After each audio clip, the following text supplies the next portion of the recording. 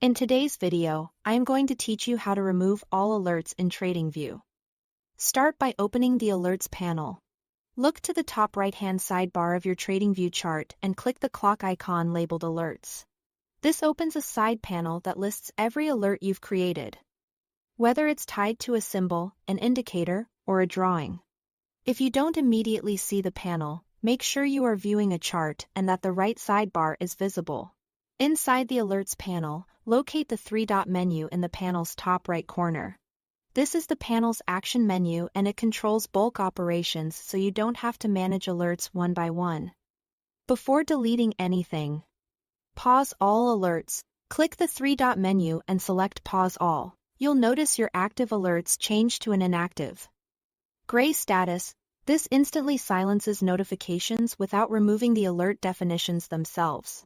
It's a helpful checkpoint because you can stop here if your goal is just to mute everything while you work. When you are ready to remove them, open the same three-dot menu again and choose Delete All Inactive. Because you just paused everything, this targets the entire list.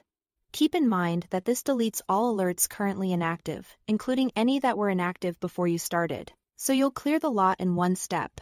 If a confirmation message appears, read it carefully and confirm the deletion.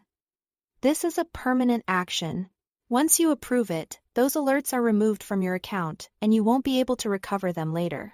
Take a moment to be sure you don't need any of those alert rules for future reuse before you finalize. After confirming, your alerts panel should refresh and display an empty list, or only show any alerts that were created after you paused the rest. If your goal was a quieter workspace without losing setups, remember you can keep alerts paused instead of deleting them. If you do plan to rebuild alerts later, consider jotting down key conditions or screenshots before you clear the list so recreating them is quick. Interface labels can vary slightly based on layout or platform, but the flow is the same. Thanks for watching.